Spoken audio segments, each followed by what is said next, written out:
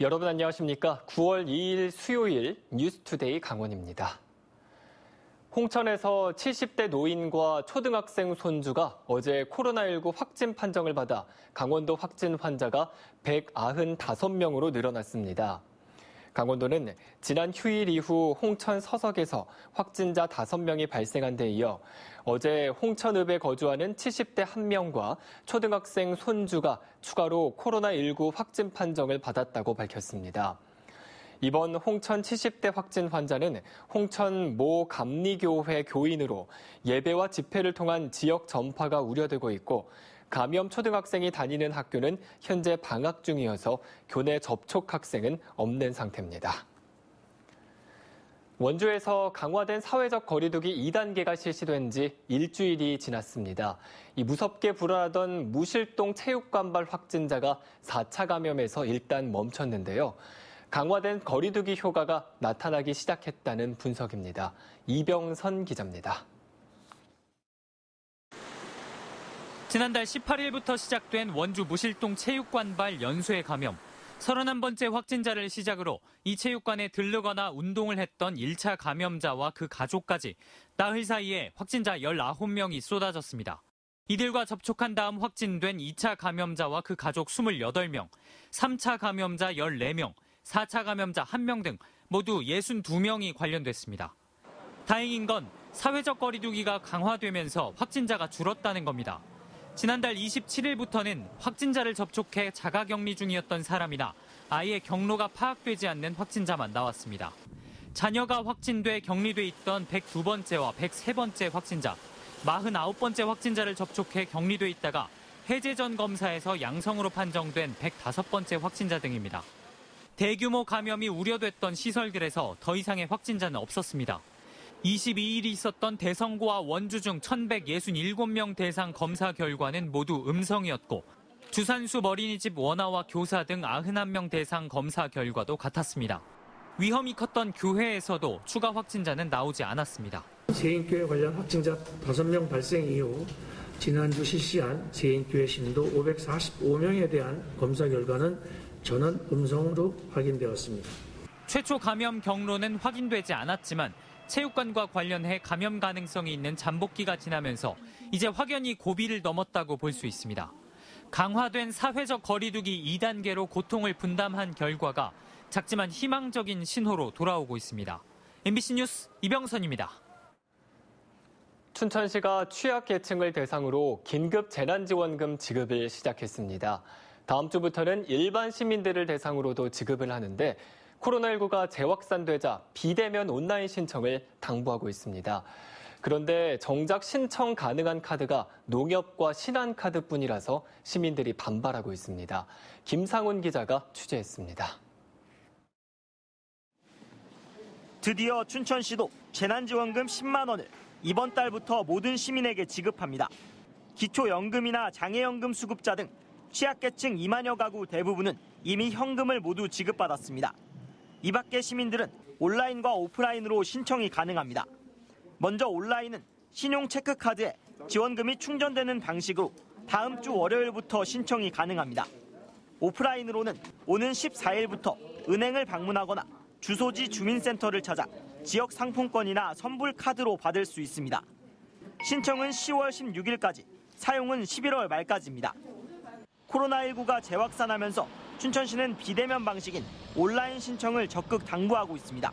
가급적 이제 비대면을 위한 신청을 많이 해주셔야 할 것 같아서 저희가 지금 온라인 신청을 독려하고 있습니다.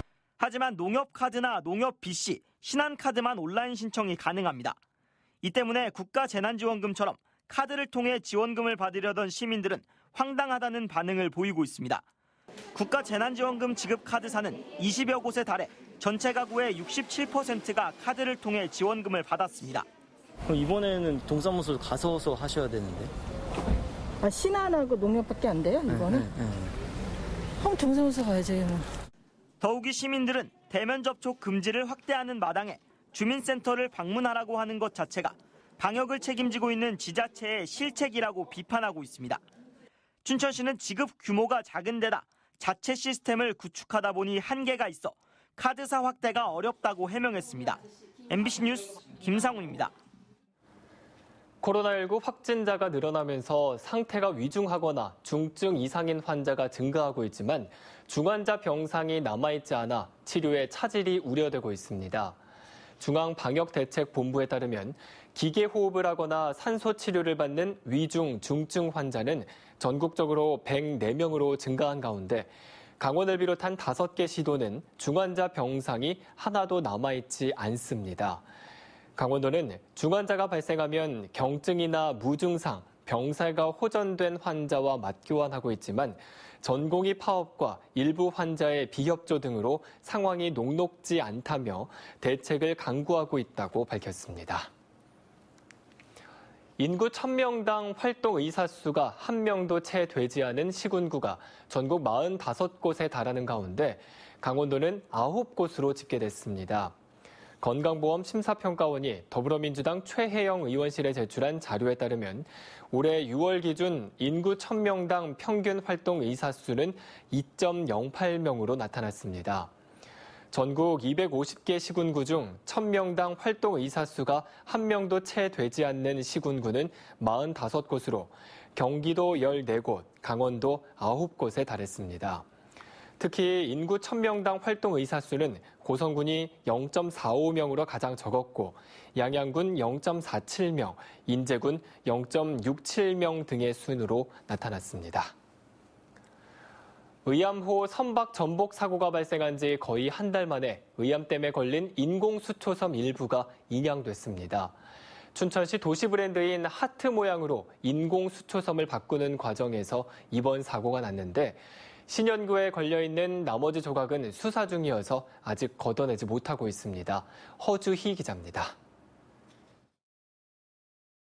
인공수초섬이 자리했던 춘천 중도 배터. 지난달 포구에 떠내려갔던 수초섬이 조각조각 흩어진 채 다시 제자리로 돌아왔습니다. 의암호 선박 전복 사고가 난 지 27일 만입니다. 의암댐에 걸려있던 인공수초섬 조각입니다. 이곳 중도 배터까지 이동시키는데 3시간이 걸렸습니다. 9호 태풍 마이삭의 영향을 받을 경우 의암댐 발전시설에 지장을 줄 수 있다며 한국수자원공사가 춘천시에 인양을 요청한 겁니다. 하지만 의암댐 바로 옆 신현교에 걸려있는 수초섬 조각은 걷어내지 못하고 있습니다. 의암호 사고에 대한 수사가 진행 중이어서 국가수에서 현장 보존을 요청했기 때문입니다. 춘천시청에 대한 2차례 압수수색 이후 시청과 업체 관계자에 대한 경찰 수사는 한 달 가까이 계속되고 있습니다. 춘천시의회도 행정사무조사 특별위원회를 구성해 조사에 들어갔습니다. 특히 춘천시가 25년 만에 바꾼 도시 브랜드인 하트 모양으로 인공수초섬 모양을 바꾸는 과정에서 안전관리 시스템이 제대로 작동했는지 집중 점검할 계획입니다. 실질적인 사업의 목적인 수질 개선 쪽에 보다는 관광 쪽으로 좀 치우쳐져서 춘천시의 그 하트 상징물을 보여주기 위한 어떤 조형물 개념으로 가다 보니까 급류에 떠내려가는 인공수초섬을 지키려다 배 3척이 전복된 지 어느덧 한 달. 1명이 구조되고 5명이 숨진 채 발견됐지만 춘천시청 기간제 근로자 1명은 아직도 가족의 품으로 돌아오지 못하고 있습니다. MBC 뉴스 허주입니다. 양양군 현북면 일원에 2천억 원 규모의 친환경 스마트 육상 연어 양식단지가 조성됩니다. 대기업이 참여하는 민간 주도형 사업으로 스마트 기술이 양식업에 적용되면서 잡는 어업에서 기르는 어업으로의 전환이 가속화될 전망입니다. 박은지 기자입니다. 전 세계 연어 산업에서 대서양 연어 양식은 소비의 80%를 차지하고 규모가 60조 원에 달합니다. 강원도에서도 연어 양식 기술 개발과 시험 양식 등에 성공했지만 우리나라는 여전히 수입에 의존하고 있습니다. 양식 산업 활성화를 위해 연어와 참다랑어 양식의 대기업 진출이 허용된 이후 첫 주자로 강원도와 양양군, 동원 산업이 손을 잡았습니다. 양양군 현북면 중광정리 11만 제곱미터에 동원 산업 90%, 해외 기업 10% 등 2천억 원을 들여 친환경 스마트 연어 양식단지를 조성합니다. 양식단지가 조성되면 400명의 고용 창출과 연간 2천억 원의 수입 대체 효과가 기대됩니다. 주기적으로 바닷물을 모두 교체해야 하는 기존의 재래식 양식과는 달리 스마트 기술을 기반으로 재사용이 가능한 친환경 양식 시설이 들어섭니다. 사물 인터넷, 정보통신 기술, 빅데이터 등을 통해 육상에 최적화된 바다 환경을 구축하고 해수의 65%는 순환에 재사용하고 35%만 오염물질 없이 걸러서 배출한다는 겁니다. 양식 기술을 연구 개발하고 양식 연어를 가공하고 연어 양식을 체험할 수 있는 시설도 함께 들어서 생산과 가공, 유통을 일원화하고 내수뿐만 아니라 양양공항을 배후로 세계 시장까지 노린다는 목표를 제시했습니다.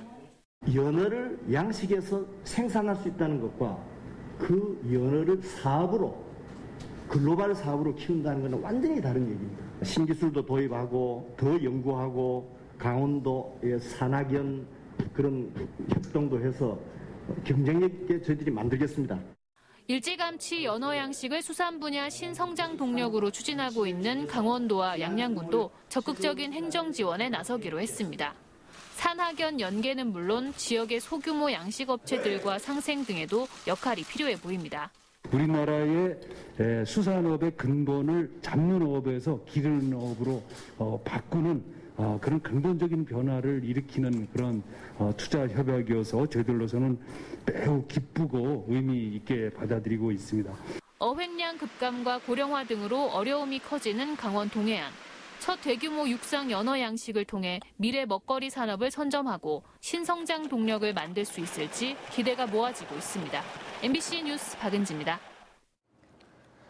강원도 교원단체 총연합회는 1일자 강원도교육청 교원 인사가 교육 전문직에 편중된 승진으로 현장 교원의 우려와 갈등을 낳고 있다고 비판했습니다. 교총은 도교육청이 중등 교감 승진 인사에서 대상자 26명 중 11명을 교육 전문직에서 승진 발령했다며 교육 전문직 승진 후보자 명부 등재자 15명 중 73%가 승진해 승진 후보자 명부 등재자 47명 중 32%가 승진한 현장 교원에 비해 형평성을 무너뜨린 인사라고 지적했습니다. 이에 따라 강원교총은 현장 교원의 비율이 절대적 다수임을 감안한 인사 정책을 우선해야 한다고 밝혔습니다. 이상으로 뉴스투데이 강원을 마칩니다. 시청해주신 여러분 고맙습니다.